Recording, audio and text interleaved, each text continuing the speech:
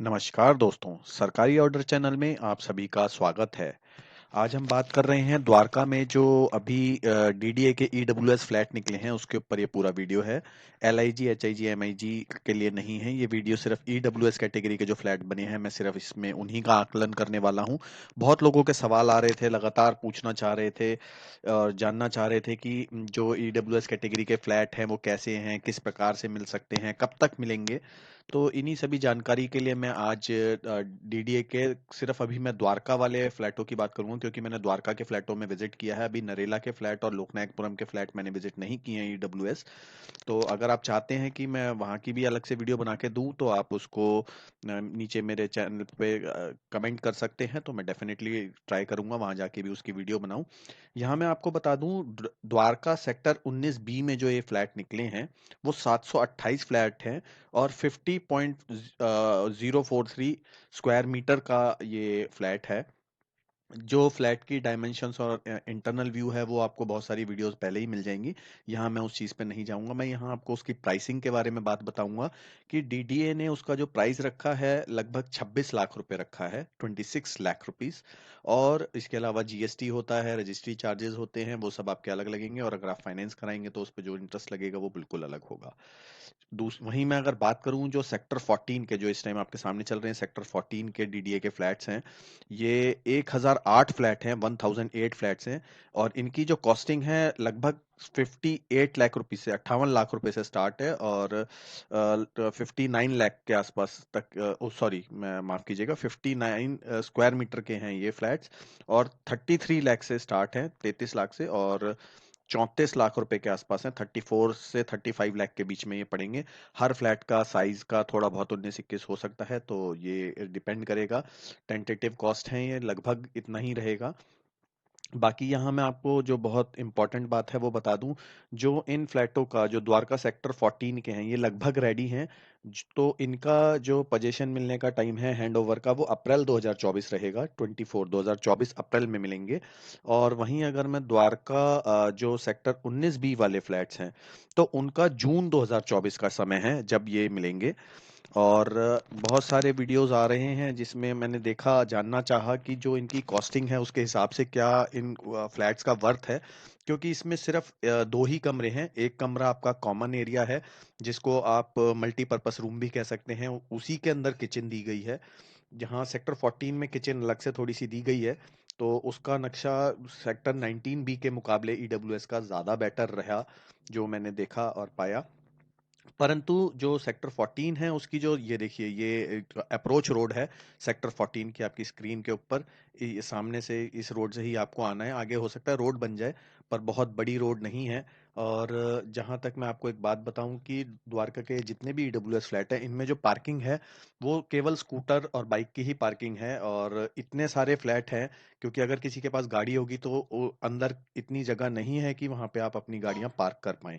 और जो इन्हीं के साथ साथ बने हुए एलआईजी और अदर फ्लैट्स हैं, उसकी एंट्रेंस और उसका जो पार्क है वो अलग है। हो सकता है वहां पे बाउंड्री वॉल भी खिंच जाए, तो आप लोग जा नहीं सकते। ये सेक्टर 14 बी का है जिसमें किचन अलग से बनी हुई है, ये एक लिविंग एरिया है। यहाँ बालकनी काफी बड़ी है, बालकनी का साइज मैं कहूंगा काफी अच्छा दे रखा है। इसमें भी दो तरीके की बालकनी, कुछ में दोनों कमरों से कनेक्ट बालकनी है और कुछ में ऐसा नहीं है, तो ये आपको देखना पड़ेगा। ये गोल्फ व्यू लिंक है जो आपके स्क्रीन पे आ रहा है इस समय, ये सेक्टर 19 बी का है।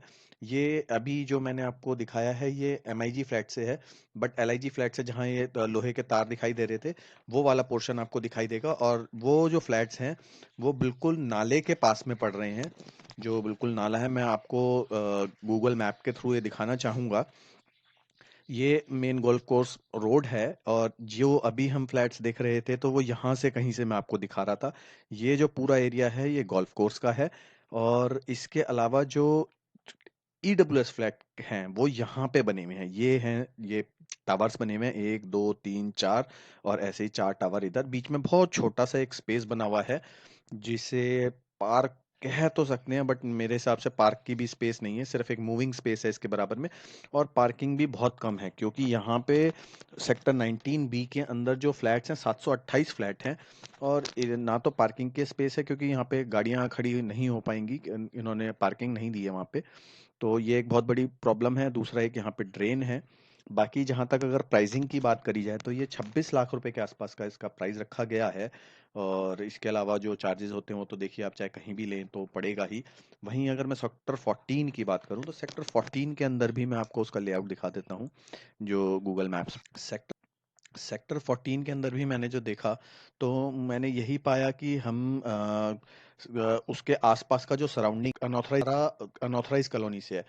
अगर मैं सराउंडिंग की बात करूं तो 19 बी की जो आसपास का एरिया है वो काफ़ी अच्छा है कंपेयर टू सेक्टर जो 14 है। सेक्टर 14 के आसपास सारा अनऑथराइज एरिया है, आपको वहाँ कोई व्यू नहीं मिलेगा और ईडब्ल्यूएस फ्लैट के अंदर पार्क भी नहीं है वहाँ पे।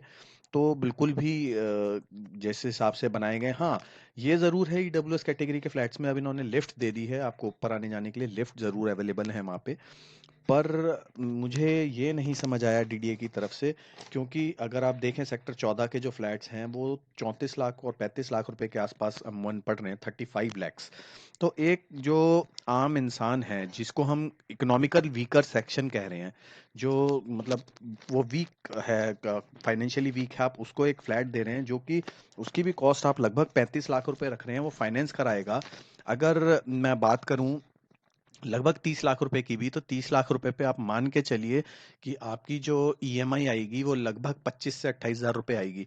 यानी कि एक आदमी अगर जो 70-80 हजार रुपए महीना कमाता होगा वही शायद उसे अफोर्ड कर पाएगा, क्योंकि अ, अगर वो उससे कम कमा रहा होगा तो उसे अपने बच्चे को स्कूल भी भेजना होगा, बाकी और बहुत सारे खर्चे होते हैं घर के, आपको मेंटेनेंस के लिए खर्चा होता है। तो अब ये मुझे खुद नहीं समझ आ रहा है बैंक किस प्रकार से फाइनेंस करेगा, क्योंकि इन्होंने 10 लाख रुपए ईडब्ल्यूएस पूरी आपके पूरे परिवार की जो टोटल इनकम होनी चाहिए साल की, वो 10 लाख रुपए से अधिक नहीं होनी चाहिए, उन्हीं लोगों को ये फ्लैट मिल सकता है। तो मेरा ये मानना है कि अ, जो आदमी 70 से 80 हजार रुपए प्रति माह कमा रहा होगा, केवल वही आज की डेट में ईडब्ल्यूएस फ्लैट के लिए भी अप्लाई कर पाएगा। उससे नीचे वाला तो मुझे नहीं लगता, क्योंकि उसको 8-10 लाख रुपए डाउन पेमेंट भी देनी होगी, 80-85% के आसपास ये फाइनेंस हो जाएंगे, 90% तक भी फाइनेंस हो जाते हैं। पर फिर भी मैं आपसे ये कहूँगा कि आसपास के एरिया, क्योंकि मैंने ऑनलाइन चेक करने की कोशिश करी तो मैंने पाया कि बाहर जो जिस लोकेशन पे फ्लैट्स हैं उसके आसपास इसी टाइप के जो डीडीए के ही बने हुए पुराने फ्लैट्स हैं, रीसेल में अवेलेबल हैं, वो आपको इससे काफ़ी कम दामों पे अभी अवेलेबल हैं। जैसे ये मैं 99 एकड़ पे देखा, आपको मैं सामने दिखा रहा हूँ स्क्रीन पे जो ये प्राइसिंग आ रही है लगभग। ऐसे ही मैंने और भी बहुत सारी वेबसाइट्स पे चेक करने की कोशिश करी।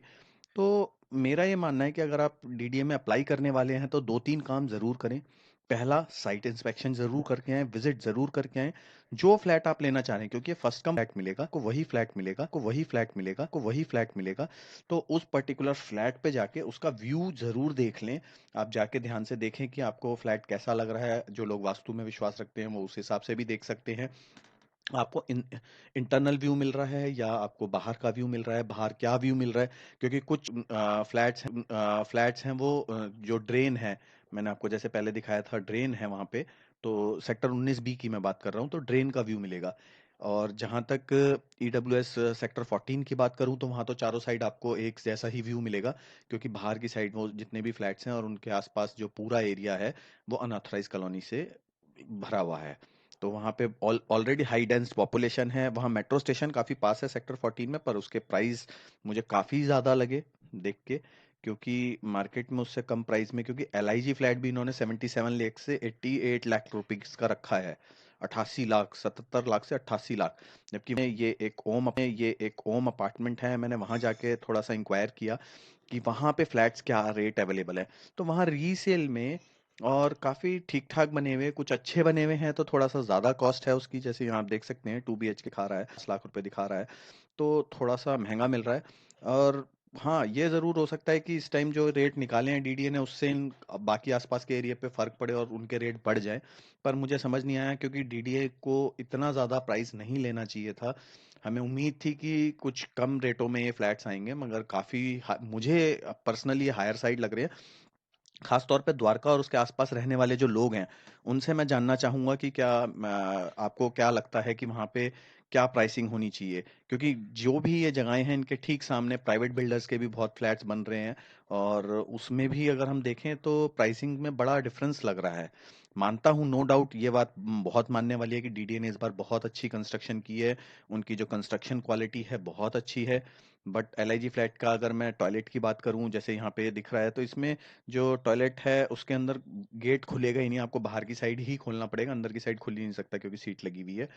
तो बहुत सारी ऐसी चीज़ें हैं आपको कंसीडर करनी है, लेने से पहले आप 100 बार सोचिए, क्योंकि अगर आप खाली रजिस्ट्रेशन भी करते हैं तो आपके 2500 रुपये जा रहे हैं। मैंने एक वीडियो ऑलरेडी बना रखी है, रजिस्ट्रेशन करने से पहले अगर आप उसका प्राइसिंग और वो इसके देखना चाहते हैं तो मैं आपको इसकी भी डिस्क्रिप्शन बॉक्स में उसका लिंक शेयर कर दूंगा। जो इनका ब्रोशर है, आप वो उसको वहीं से डाउनलोड करके देख लें पहले। साइट इंस्पेक्शन बिल्कुल फ्री है, विजिट बिल्कुल फ्री है, 9 to 5 PM तक विजिट होती है, 4 बजे तक आप पहुंच जाएं, क्योंकि आधा एक घंटा आपको घूमने में भी लगेगा। तो साइट इंस्पेक्ट जरूर करें लेने से पहले, और आसपास के प्राइस को ज़रूर देखें कि आसपास जो रेट हैं क्या चल रहे हैं। उस हिसाब से अगर आपको वर्थफुल लगता है, तभी मैं आपको सजेस्ट करूंगा कि आप इन फ्लैटों में अप्लाई करें। नहीं तो आप अपना विवेक यूज़ करें और समझें कि आपको कहाँ पे लेना है। अगर आपको लगता है कि इतने वर्थ के ऊपर ये फ्लैट आपको सही लग रहा है आसपास के रेट्स लेने देखने के बाद, तभी आप इन फ्लैट्स में अप्लाई करें।